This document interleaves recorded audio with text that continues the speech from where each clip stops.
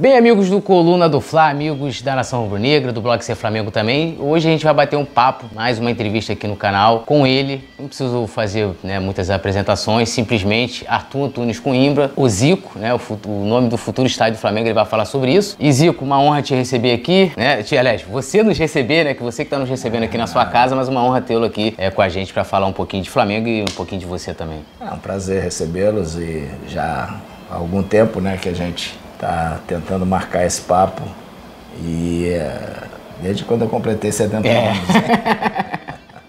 Mas esses vai e vem, e muito compromisso, uma fila grande, então a gente tem que organizar para atender todo mundo. Toda vez que posso, devagarinho a gente vai atendendo todo mundo. Mas tá show de bola. Gilson, pra gente já vamos começar aí já mandando bala aí pro Zico. Para fazer a minha pergunta, Zico, junto com o Marcos Eduardo Neres, você acaba lançando o livro O Efeito Zico. Por que resolveu partilhar em detalhes esse lado de liderança, detalhes de liderança, para diversas áreas que você atuou? Porque essa é a palestra que eu faço, Hoje em dia eu tinha algumas palestras antes da pandemia, falava sobre formação de equipe, falava sobre superação, falava sobre minha carreira, e dentro disso eu colocava algumas coisas sobre os momentos que eu tive liderando alguma coisa, Então, como as empresas, na sua grande maioria, pediam para falar sobre isso, então eu montei uma palestra nova que fala exclusivamente sobre liderança. É lógico que eu fui atleta, técnico, diretor técnico, coordenador, ministro de esportes, presidente de clube, conselheiro que sou hoje ainda do Kashima, e lógico que isso tudo faz com que a gente possa ter uma bela de uma experiência, de momentos vividos em relação à liderança. O seu outro trabalho como treinador foi no Goa da Índia há 7 anos. É que eu gostaria de saber se você ainda pretende trabalhar como treinador. Não pretendo não, porque eu fiz uma promessa a mim mesmo de que só ia trabalhar no exterior. Fica muito cansativo, E eu não estou mais em idade para ficar ausente. Essa vida de treinador, às vezes, quando você pensa que vai poder fazer um belo trabalho, fazer um trabalho com um certo tempo, aí no futebol não permite isso, você fica dependendo de resultado. Eu recebi uma proposta do Kashima, uma proposta vitalícia, de ser conselheiro, trabalhar com os patrocinadores, as categorias de base, os torcedores. Então eu preferi ficar nessa, não me esquentar mais minha cabeça com o negócio de depender de resultado. E aqui no Brasil, como eu tenho os projetos de televisão, tenho o programa do Resenha do Galinho hoje na Band e no Band Esportes, e também meu canal, palestras pelo Brasil inteiro, visitando as escolas Zico 10 também, que hoje são mais de 40 núcleos que a gente tem. Então não dá para assumir mais nada de treinador. Foram 10 anos de trabalho, graças a Deus, com ótimos resultados. Então fica só nisso e não vou esquentar mais minha cabeça com isso não.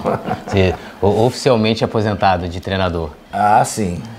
A gente nunca fala dessa água, não vou beber, nunca falei isso, mas não é o meu desejo, não é a minha vontade de hoje voltar a ser treinador de futebol.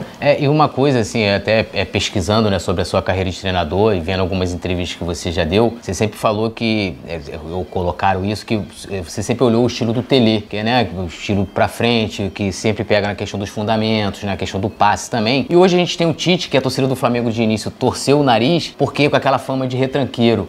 Você gosta desse estilo do Tite? Tá gostando de ver esse estilo do Tite no time do Flamengo? Primeiro eu vou dizer para você que o Tele é uma grande inspiração, mas eu também trabalhei com outros treinadores que a gente tem que eliminar as coisas que não batem com aquilo que você pensa sobre futebol e procurar capitalizar as coisas de outros que me deram condições. Por exemplo, estar atento com o sistema paternal de Brandão, de Solis, a parte de fundamentos com o Joubert, com o próprio Carpegiani, com o Edu, a parte tática lá com o Coutinho. Então, foram esses 7 as minhas maiores inspirações como técnico. Edu, a gente trabalhou junto muito tempo, quase todo o tempo meu de técnico ele teve como auxiliar. Seu irmão, né? É meu irmão, e não precisa nem dar currículo, porque quando me perguntava para ele qual é o trabalho do meu irmão, eu já dizia logo, não, ele só foi treinador da seleção brasileira, tá bom ou quer que eu fale mais alguma coisa? Não tem aquela coisa de nepotismo, tem capacidade, tem produtividade. Sim. Então, eu acho que a questão do Tite é um cara que foi vencedor com a sua característica. Ele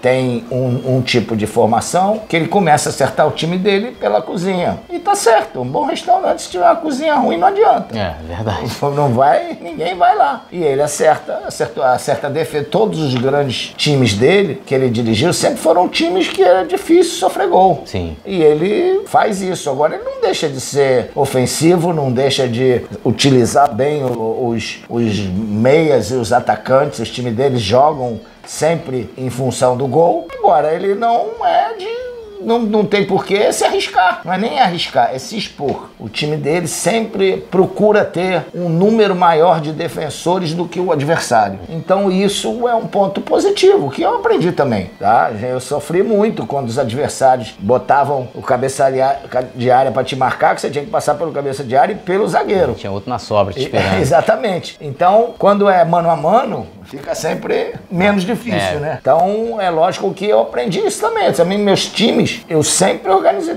jamais deixei de ser ofensivo, mas não fica vulnerável não, cara. Não fica vulnerável não, de tomar goleada, de sofrer 1, 2 gols e ir de qualquer maneira. Não, é ali... Cautela. Organizado. Então, o Tite, você vê que o time dele é um time organizado. Dentro da sua análise de atleta, você vê o Gabigol, se ele tem chance de recuperar o seu futebol e voltar a ser titular do Flamengo? Tem, né? Qualidade ele tem, é o tal negócio. Hoje o Tite joga de uma forma que ele só gosta de jogar com um dos atacantes, então ele optou pelo Pedro. Isso qualquer opção de treinador você tem que respeitar. O Gabigol agora ele tem que se preparar bem para quando tiver a oportunidade ele ir lá retomar a posição. Alguns treinadores, né? Por exemplo, Dorival Júnior soube utilizar os dois, mas ele tinha um jogador que jogava aberto pela esquerda, ele vinha pelo meio, que era o João Gomes. Então ele podia botar o Gabigol revezando com o Pedro, a cada hora um era o atacante e um ia para um canto. O Tite não, o Tite já gosta de jogar com 2 atacantes avançados. Pro Gabigol jogar fixo como joga o Luiz Araújo, como o Cebolinha, não é a característica dele. Então ele vai brigar ali pela função do 9. E aí tá bem preparado, porque o jogador quando vai para a reserva, tem que acontecer isso. Você tem que estar bem preparado para quando tiver uma chance você mostrar o seu valor. E você vê alguma semelhança? Hoje a gente tem uma trinca que vem se formando no meio de campo, que é Pulgar, De La Cruz e Arrascaeta. Você vê alguma semelhança com Andrade e Adilizio? Não, eu não gosto de fazer comparação nenhuma. Não, torço para que eles tenham muito sucesso. Não, eu falo assim de estilo de jogo mesmo, da questão coletiva. Semelhantes, né? E, lógico, tudo isso funciona se toda uma equipe funcionar junto, tá? Então, compactação, todo mundo voltando ao mesmo tempo, todo mundo chegando ao mesmo tempo. A gente não vai ficar aqui chovendo no molhado, falando da qualidade do De La Cruz, nem do Arrascaeta e nem do Pulgar. O De La Cruz todo mundo sabe, cansou de ver no River e na seleção uruguaia jogando naquela posição ali, no meio. Algumas vezes pode jogar mais aberto, ele é um jogador muito versátil, joga tanto na direita como na esquerda, mas a posição dele é ali no meio. Faz o jogo andar, é um cara rápido, um cara que dribla, um cara que joga sempre pra frente, e isso é bom, né? Pro Arrascaeta, bom pro Pedro, bom pro Luiz Araújo, bom pro Cebolinha, bom pra todo mundo. E a mesma coisa, o Adílio era assim, era um cara que jogava pra frente. Mas o De La Cruz tem uma vantagem, a recomposição, da marcação. Ele marca muito bem, fecha muito bem, tem um vigor físico grande, então ele dá pra fazer essa do ir e voltar. Se tratando agora de seleção, você gostou da última convocação do Dorival? Achou justa a convocação do Fabrício Bruno para a seleção? Eu vou falar se é justo ou nada. Eu sou muito daquela função, daquilo que o Alex uma vez falou. Seleção brasileira, muitas vezes, não são só os melhores, são os preferidos, aqueles com quem você já trabalhou e conhece como pode funcionar o teu esquema. Então, o Fabrício Bruno vem jogando muito bem, merecendo uma oportunidade. A questão de convocação eu sempre respeitei, porque no final, quem vai ter a cabeça cortada é o treinador, então ele tem que ter o direito de convocar quem ele quiser. A gente tem que respeitar qualquer tipo de convocação e na hora analisar se foi certo ou se foi errado. Todos nós, nós 5 que estamos aqui, se a gente for fazer uma lista, vai ter nomes diferentes. Sim. Entendeu? Então eu vi gente falando aí que, é inadmissível que tenha mais jogadores jogando aqui no Brasil do que jogando lá no exterior. Cara, por quê? Porque os caras ainda não jogaram nenhum jogo, ainda não teve nenhuma situação. Como é que já vão criticar assim, dessa maneira? Por que os de lá são melhores? Se com os de lá o Brasil atravessa o pior momento da sua história, tá com todos de lá, não são com os daqui. Então se eles estivessem bem, o Brasil ganhando,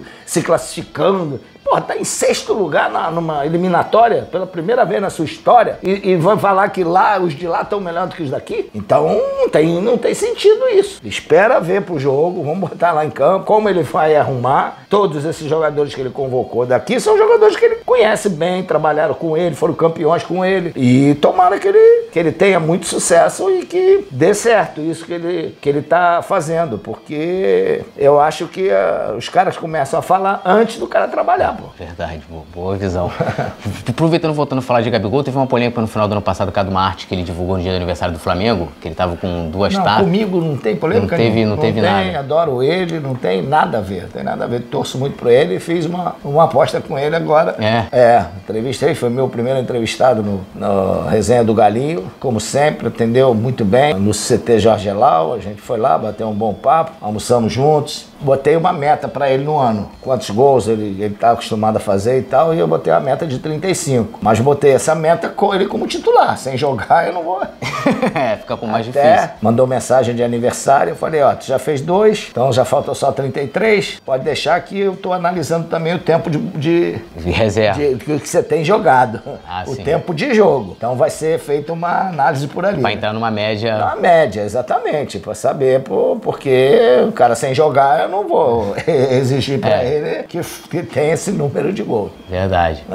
Voltou à tona essa questão do estádio do Gasômetro novamente, né? E a torcida do Flamengo fez uma campanha para que o nome seja batizado como Arthur Antunes Coimbra. Isso seria para você a maior homenagem feita do clube? Não, cara, se um dia vier acontecer, é uma gratificante você ter uma homenagem como essa, mas não é o mais importante da minha vida. O mais importante da minha vida foi servir ao Flamengo, porque sou rubro-negro, minha família toda, meu pai que nos deu todo esse amor e fez a gente ter essa paixão pelo clube. Então meu trabalho já foi feito. Tudo bem, se quiserem homenagear, não há problema. Tem muitos outros atletas de outras modalidades que fizeram muito pelo Flamengo, que não falta nome aí para o Flamengo homenagear. E até aproveitando isso, porque assim, vamos supor que eles construam lá o Zicão. Tem o Maracanã.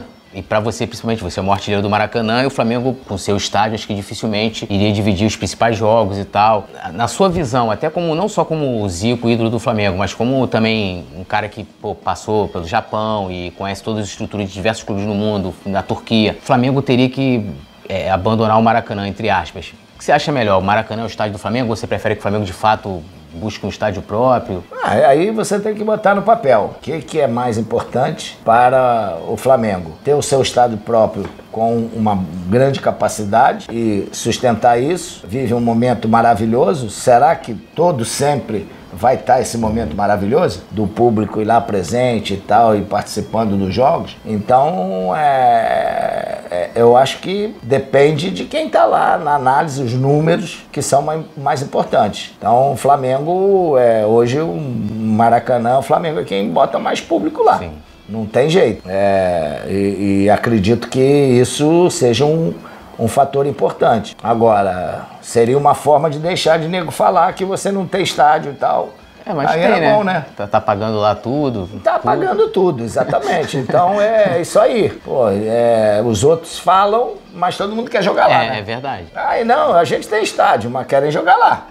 entendeu? Então, esse é o problema. O querer todo mundo jogar lá, todo mundo tem direito, tem um estádio público, tá tudo certo, também concordo, todo mundo deve ter... Agora, tem que saber escalonar isso, porque na nossa época, que jogavam os 4 lá e mais Bangu, América... E o gramado era como a qualidade? Era horrível, era horrível. Você tinha 3 meses de um gramado bom na época. Bola picava de tudo que era jeito. Nunca tivemos um Maracanã com um ano inteiro bom. Era principalmente período de verão. Aí o gramado era ótimo. E agora, qualquer hora o nego reclama. Agora, você imagina se joga toda hora. E naquela época tinha preliminares. Verdade. Eu joguei muita preliminar. Inclusive eu cheguei a assistir preliminares do Maracanã tinha nos anos 90. Rodadas duplas no meio da semana, entendeu? Os 4 grandes jogavam contra os times pequenos, todos no Maracanã, então era muito jogo. E agora, só com Flamengo e Fluminense, vê a quantidade de jogos que tem e como é que fica o campo. Nem um show tá aguentando mais, né? Até o Paul McCartney e a Ivete... a gente estava realmente, quando a gente foi jogar aquela área ali onde estava o palco, estava horroroso. Que foi no jogo das cheio estrelas, de buraco, exatamente. Da grande área pro outro gol, tava ótimo. Agora, na grande área, onde é que tava o palco, acabou. E até hoje ainda tá complicado. Sempre aquele questionamento do título brasileiro de 87 do Flamengo, né? Isso aí já. Sempre vem essa questão. A gente queria saber qual o seu sentimento sobre esse questionamento. O Flamengo é campeão brasileiro e pronto. É o dia que eles me provarem que em 87 o Sport jogou contra Atlético Mineiro, Cruzeiro, Internacional, Grêmio, Vasco, Botafogo, Fluminense, Corinthians, São Paulo, Palmeiras e Santos, aí eu aceito. Agora me diz quanto foi o resultado desses jogos com eles. Aí tudo bem, que essa é a primeira divisão do futebol brasileiro, né? Então, nós jogamos contra eles todos, ganhamos. Então, fomos lá, fomos campeões. Agora, você querer mudar regulamento é muito, né? Tem muita gente que muda regulamento aí, vira e mexe e tal. Mudaram com o campeonato já rolando. Exatamente. Então, não tem. O campeonato, todo mundo sabe, o Campeonato Brasileiro... Eles ganharam lá muito bem, parabéns, ganharam lá o modo amarelo, verde, eu não sei nem qual era o modo. Mas o módulo principal era o nosso, que foi campeão brasileiro e pronto. E esse prêmiozinho, ninguém tira mais do bolso, né? Eu não vou devolver, né? O STF lá, sei lá, um F desses aí, lá na CBF botou, não vai ser isso que vai me fazer devolver, né? Os outros torcedores te respeitam e alguns até posso dizer que te idolatram também, que tem um carinho muito grande por você. Mas assim, porque, por exemplo, você é o maior artilheiro dos Fla-Flus, né? Mas tem torcedores do Fluminense que eu já vi. Eu tenho um primo que é tricolor, que gosta de você. Não sei se você tem alguma história marcante de algum outro torcedor rival que fez alguma loucura ou pra tirar uma foto ou um autógrafo com você em algum momento que você lembre, assim, que te marcou em algum momento. Teve um do Vasco, né? Lá, tem um amigo meu, o filho dele jogava com meus filhos no Nova Geração, e ele tinha uma casa lá perto de Angra, e a gente foi passar o Réveillon lá. E o cara era anti-Flamengo, né? Pelo menos o pessoal ali falava que ele não suportava o Flamengo e tal. E ele era vascaíno. E ele já tinha parado de jogar, lógico. E aí ele perguntou se eu usaria a camisa do Vasco. Eu falei, claro que eu usaria. Não tem nenhum problema, pô. Meu irmão jogou no Vasco. Quando eu me despedi, o Vasco foi o único clube que me fez homenagem no campo. O presidente Calçada foi lá, me deu uma placa pelos serviços prestados ao futebol. Bacana não saber dessa. O Antunes jogou no Fluminense. O Nando jogou no Madureira. Então não tinha nenhum problema. Eu acho que isso daí até me aproximou de todos esses clubes, né? Que eu ia assistir os jogos por causa dos meus irmãos. Minha família está sempre em primeiro lugar de qualquer coisa. E aí ele falou, pô, você tiraria com o Vasco? Tá, eu falei, tiro. Mas eu só tiro com a do Vasco se você estiver do meu lado com a do Flamengo. Aí ele, pô, mas não sei o que. Eu falei, ué, tu quer o quê? Tem que ter um... Claro, pra rir tem que fazer rir, igual o Tropa de Elite. Exatamente, pô. Você não quer me ver com a camisa do Vasco? Não quer isso? Eu quero te ver também com a camisa do Flamengo. Aí ele, tá bom, ele aceitou. Cara, o que ele foi sacaneado por todo mundo por causa, eu não tive nenhum problema. Né? Botei no Vasco, abracei ele lá e tal. E essa fotografia veio surgir bem depois. Eu já tinha até jogado com a camisa do Vasco no jogo do Roberto. Então, sabe, eu não tenho nada. Eu sempre respeitei as agremiações. Eu nunca tive inimigos no futebol. Eu sempre tive adversário, sempre encarei dessa maneira. E é até bom ter essa oportunidade de corrigir, porque disseram que eu também usei a camisa do Fluminense uma Isso, vez no até Japão. falaram, até joga uma fake news lá dizendo que você tricolor. Não, eu não usei, eu não joguei. Eu joguei contra o Fluminense pelo Kashima e tava muito frio no estádio. O Márcio Meira, que é o preparador físico, me trouxe a camisa do Fluminense e eu dei a camisa do Kashima pra ele. E aí na foto eu tirei a foto com a camisa do Fluminense, vestida, entendeu? Mas eu não joguei pelo Fluminense, nunca joguei pelo Fluminense. Joguei pelo América, joguei um jogo, quando eu ainda não tinha nem ido para o Flamengo, na escolinha, e joguei uma vez pelo Master do América, lá nas Laranjeiras, para um jogo beneficente para o Gilson Gênio. E usei a camisa do Madureira no Maracanã, no preliminar. Madureira, meu irmão, também jogou lá, o Nando. Então, são essas camisas só que eu joguei mesmo, tá?